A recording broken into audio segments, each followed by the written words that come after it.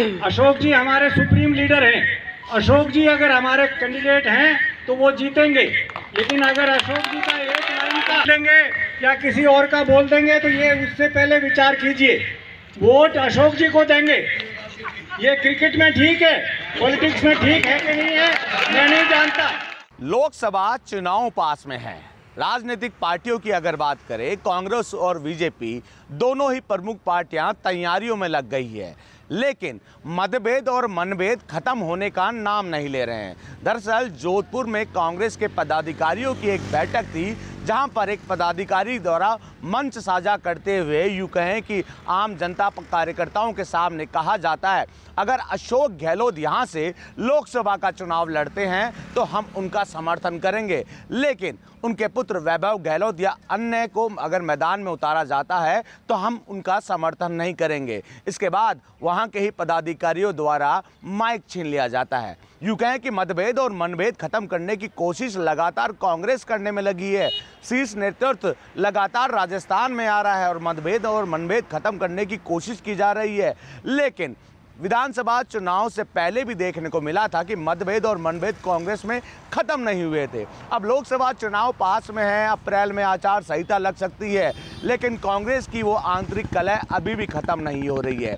कार्यकर्ताओं को एकजुट करने के लिए पार्टी के पदाधिकारियों को जिम्मेदारी दी जाती है। प्रभारी सुखजिंदर रंधावा लगातार पार्टी के एक कार्यकर्ताओं के साथ बैठक रखते हैं। सह प्रभारियों को जिम्मेदारी दी जाती है, अलग अलग जिलों में जाकर दौरा करते हैं और एक जाजम पर लाने की कोशिश की जाती है।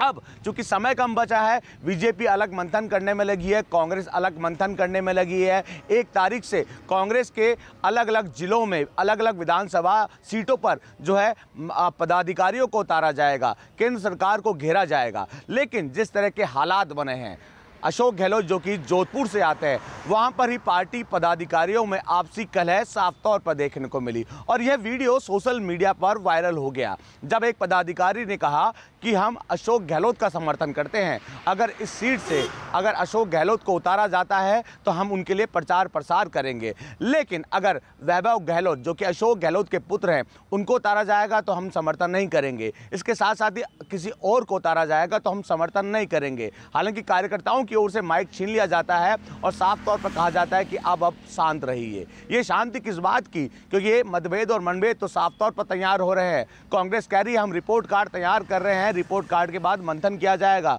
लेकिन कांग्रेस को जरूरत है कि कहीं ना कहीं एक जाजम पर आने की और मतभेद और मनभेद खत्म करने की। बहरहाल ये मतभेद और मनभेद कैसे खत्म होंगे ये भी देखने वाली बात होगी, क्योंकि कांग्रेस तो कह रही है हम पुरजोर तरीके से तैयार हैं लोकसभा चुनाव में उतरने के लिए, लेकिन कार्यकर्ता और पदाधिकारी जब आपस में ही जो है मतभेद और मनभेद पाल के बैठे हैं तो इस मतभेद को और मनभेद को कैसे शीर्ष नेतृत्व दूर करेगा ये भी देखने वाली बात होगी।